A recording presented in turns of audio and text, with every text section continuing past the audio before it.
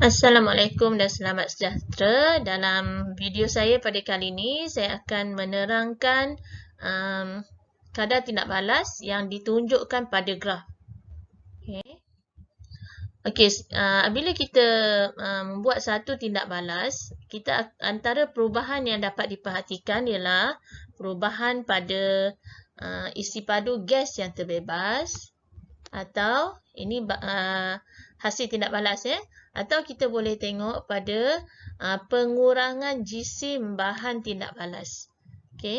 Sekiranya kita perhatikan atau kita sukat isi padu gas yang terbebas, inilah hasil tindak balas, maka kita akan dapat graf seperti ini. Graf menaik. Graf menaik. Kerana apa? Kerana hasil tindak balas akan bertambah dengan masa. Sekiranya yang kita sukat, yang kita ukur ialah jisim bahan tindak balas. So, bahan tindak balas akan berkurang dengan masa. So, kita akan dapat graf macam ni. Ini tangent ni, sekiranya kita nak mengukur seperti dalam subtopik yang pertama, 7.1, nak mengukur kadar tindak balas pada waktu tertentu. So macam ni cara tangent tu dilukis.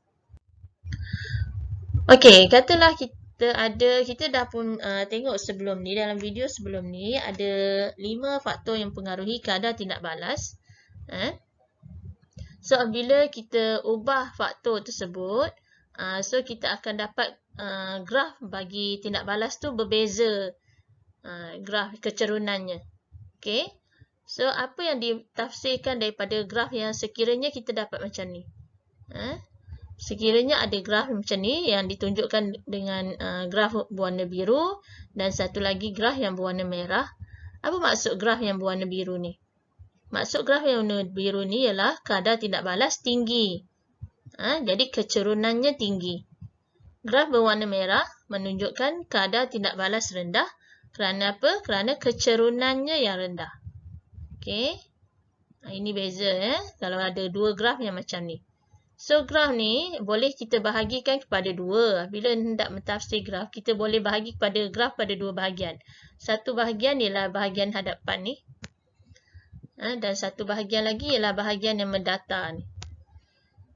Ni bahagian yang pertama, bahagian yang depan ni. Bahagian depan ni, bahagian pertama ni menunjukkan kadar tindak balas. So, kadar tindak balas ni kenapa dapat dua berbeza macam ni?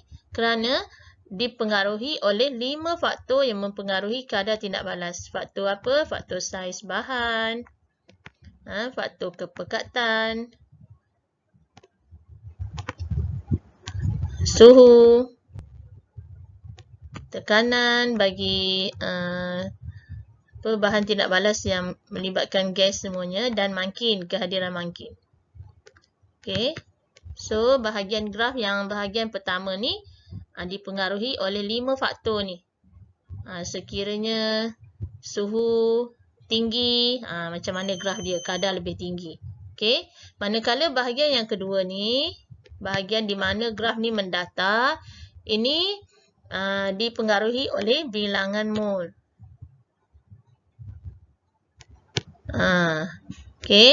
Sekiranya bilangan mol bahan tu tinggi, maka hasil dia, bilangan mol hasilnya tinggi. Sekiranya bilangan mol bahan, katalah kita buat 2 kali eksperimen tu, bilangan mol bahannya dalam kedua-dua set eksperimen tu adalah sama, maka hasilnya, bilangan mol hasilnya pun akan sama. So, akhirnya mendatar pada isi padu gas yang sama sini. Kita tengok. Sekiranya kita buat eksperimen yang menggunakan saiz bahan yang berbeza. Nampak? Saiz bahan kecil dan saiz bahan besar. So, kita akan, bila kita memplot graf, kita akan dapat macam ni. Saiz bahan kecil akan menunjukkan kadar tindak balas yang tinggi. Manakala saiz bahan yang besar akan menunjukkan kadar tindak balas yang rendah. Jadi, graf dia akan jadi macam ni.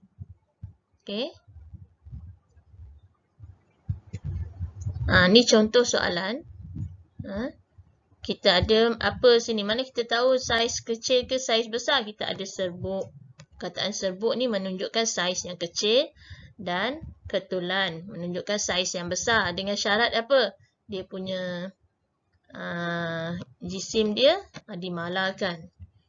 Okay. So, dalam eksperimen 1 ni menggunakan serbuk, eksperimen 2 menggunakan ketulan. Maka dalam graf ni yang menggunakan serbuk ialah yang ni lah, yang warna merah ni, graf warna merah. Okay, yang menggunakan ketulan, graf yang hijau. Okay. Okay, sekiranya kita ubah faktor suhu. Kita buat satu tindak balas kimia. Biasa kalau suhu eksperimennya ialah antara larutan natrium tiosulfat dan asid sulfurik. So, kita ubah suhu. Ubah suhu bahan tindak balas. Jadi, apa berlaku ialah suhu yang tinggi, graf dia akan menunjukkan kecerunan yang lebih tinggi, yang warna merah ni. Kadar tindak balasnya lebih tinggi. Dan suhu yang rendah, kadar tindak balasnya lebih rendah. Jadi, kecerunan graf tu rendah. Okay. Contoh soalan macam mana? Macam ni. Dalam set 1, tengok suhunya 30. Dalam set 2, suhu dia 40. Lebih tinggi. Jadi, bila suhu lebih tinggi, maka masa nak mengumpul 40 darjah Celsius, 40 cm padu gas tu rendah lah. Masanya rendah. Sekejap je dah dapat kumpul banyak gas. Okay. Kalau lah suhu rendah, memerlukan masa yang lebih lama untuk dapat kumpul gas yang sama banyak. Okay. Jadi dapatlah kita graf macam ni.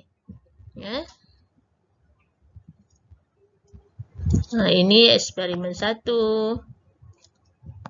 Set 1 suhu yang tinggi. Ini set 2 suhu yang rendah. Okay.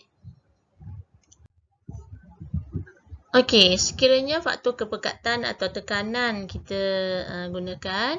Jadi, graf yang ditunjukkan sekiranya kepekatan tinggi, maka kadar tindak balasnya lebih tinggi.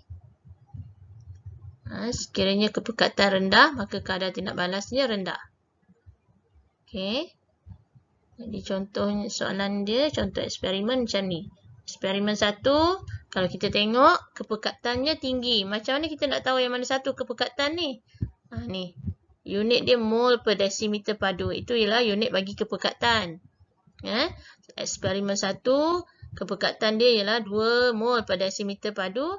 Dan eksperimen 2, kepekatan asid hidroklorik ialah 1 mol per desimeter padu. Rendah. Jadi, kadar tindak balas eksperimen 2 rendah. Jadi, yang graf yang bawah ni ialah, graf hijau ni ialah eksperimen 2 dan graf merah ni ialah eksperimen 1. Kadarnya tinggi.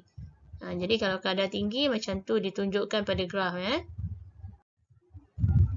Okey, sekiranya kita lihat eksperimen yang menggunakan faktor Mangkin.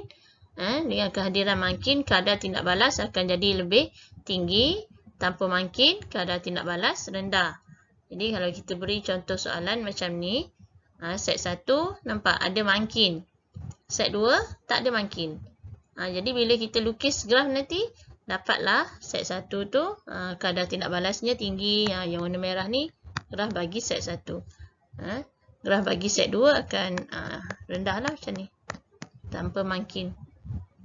Okay. Okey, sekian saja. Saya harap video ni dapat membantu para pelajar sekalian memahami faktor-faktor yang mempengaruhi kadar tindak balas.